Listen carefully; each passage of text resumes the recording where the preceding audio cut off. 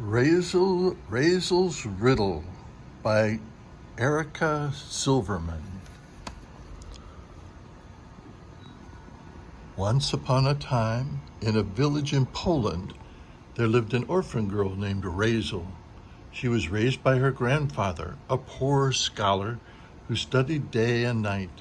Because of his vast learning, the villagers turned to him for wisdom and guidance. They paid him when they could with cheese or bread or wood for the fire. In this way, Raisel and her grandfather got by. One day, Raisel sat by her grandfather's side, watching as he pored over a thick book. "Zeta," she asked, "why do you study all the time?" "Why, indeed." He looked at her with twinkling eyes. "It is written that learning is more precious than rubies, more lasting than gold. Rubies may be lost and gold stolen, but that which you learn is yours forever." "Zeta," said Raisel, "I want to study too." Raisel's grandfather began to teach her. Every day they read and recited from the ancient texts, often late into the night. Then came a harsh winter. Raisel's grandfather fell ill. On a bitter cold night, as she sat reading to him, he breathed his last breath. The villagers visited Raisel with words of comfort.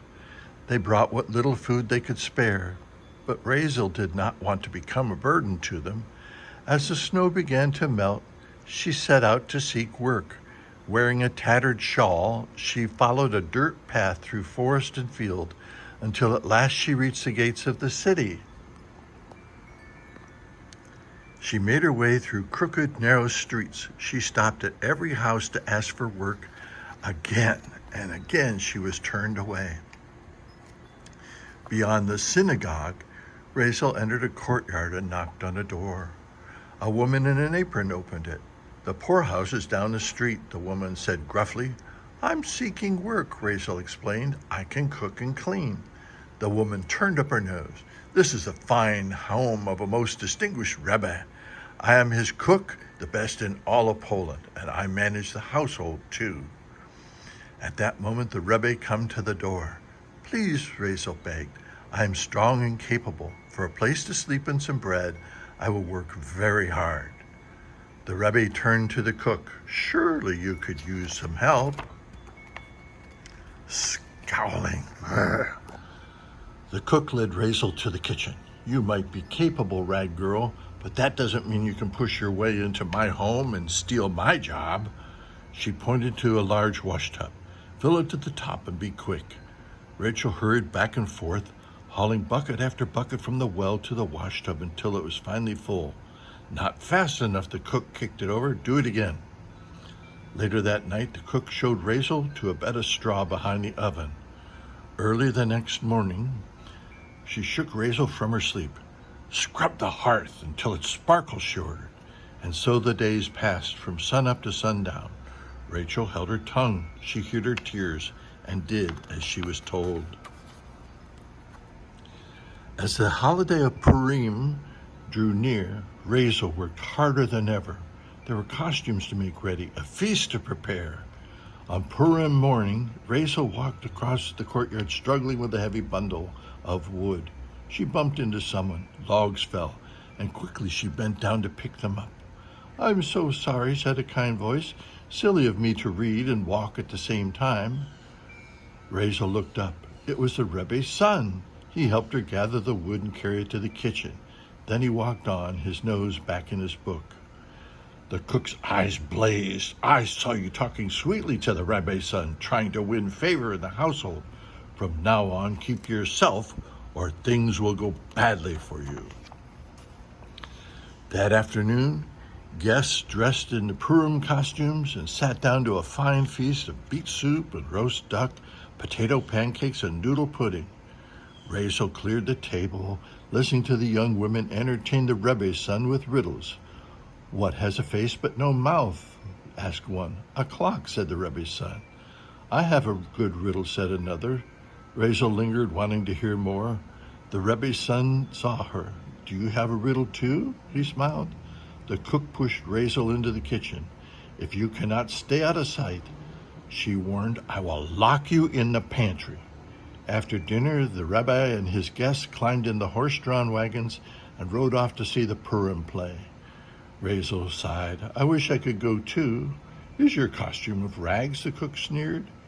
Take your dinner from what's left over, then get to work. She pointed at the piles of plates and pots and pans waiting to be washed. Raisel carried her meager meal outside and sat by the well. An old beggar woman hobbled toward her. I can see that you're hungry, Raisel said. She offered the woman her own plate of food. The woman ate. Then she searched for Raisel's hand. Because of your kind heart, I grant 3 wishes. She leaned closer. But know this, magic does not last past midnight. Magic? Was it possible? Could she go to the Purim play? Raisel shut her eyes. I wish for a Purim costume. Suddenly she felt different. Opening her eyes, she gasped, I am dressed as the Queen Esther. She twirled round and round. Again she shut her eyes. I wish for a horse-drawn wagon. A wagon stood waiting. Trembling with excitement, she climbed in. Rachel entered the hall. Everyone's eyes turned toward her. What a beautiful costume, whispered one person. I wonder who she is, whispered another. After the Purim play, a klezmer band made the music. Rebbe's son came up to Raisel and introduced himself. Forgive my boldness, he said, but in that costume, you're the loveliest Queen Esther here. It is a pity there are no prizes tonight. Rachel blushed. It's only a costume, as it is written. Look not at the flask, but what it contains. The Rebbe's son stared in surprise. How is it that you know words from the Talmud? Raisel's eyes grew moist. My Zeta, blessed be his memory, was a devout scholar. Have I heard of him? Asked the Rebbe's son. It's not likely, replied Raisel. He lived in a small village far from here. And where do you live? Raisel was silent. He did not realize that she was the rag girl in the kitchen. Quickly, she changed the subject. May I tell you a riddle? Before he could reply, she made one up. What is more precious than rubies, more lasting than gold? What can never be traded, stolen, or sold? What comes with a great effort and takes time, but then, once yours, will serve you again and again. All at once, a clock began to chime. Midnight.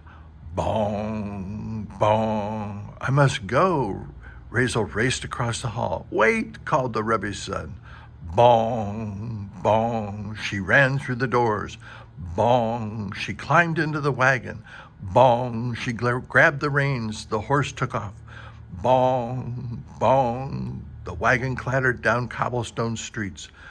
Bong, bong. At last, it stopped at the Rebbe's house. Rachel hurried to the kitchen. Bong! Oh no, the dishes, she closed her eyes. I wish the kitchen spotless. Bong! The kitchen was clean, and Raisel was back in her old rags. Sadly, she curled up on the bed of straw. She hardly slept, thinking of her conversation with the Rebbe's son. The next morning, Raisel was working in the kitchen. She heard voices outside. Are we having company? She asked the cook. We indeed. I warned you to keep to yourself. The cook pushed Raisel into the pantry and barred the door. It was dark but for one ray of light. Raisel climbed on a stool and followed the light to a hole in the door. Peering through it, she could see all the way to the dining room where guests had gathered. Welcome, friends, and thank you for coming, the Rebbe said. Last night, a girl told my son a riddle that showed rare intelligence. This is the girl my son wants to marry. She must be found. I told him a wonderful riddle, said a woman in a fancy hat. Come hear my rhyme. Now what is that over my head but under my hat? The Rebbe's son shook his head. The answer is hair. he said, but that is not the right riddle. More young women came forward. The Rebbe's son listened to one riddle after another. Finally, he sighed, "These riddles are common. The one I speak spoke of something precious and lasting." Raisel's heart fluttered. Could it be hers? She banged on the door with all her might. The Rebbe's son hurried into the kitchen. "What was that noise?" The cook shrugged. "Just the rag girl. She's cleaning the pantry." "My name is Raisel. I too told you a riddle," called Raisel through the door. The cook scoffed. "She was here all night washing dishes." "I would hear her riddle," said the Rebbe's son, and he unbarred the door. Raisel stepped forward. "What's more precious than rubies, more lasting than gold? What can never be traded, stolen, or sold?" "That's it," cried the Rebbe's son. He completed the riddle. "What comes with great effort and takes time, but then, once yours, will serve you again and again." He took her hand. "Will you marry me?" "Only if you can answer my riddle," replied Raisel. He smiled. "The answer is learning." "Yes," said Raisel, "yes." And so Raisel and the Rebbe's son were married, and they lived and learned happily ever after. The end.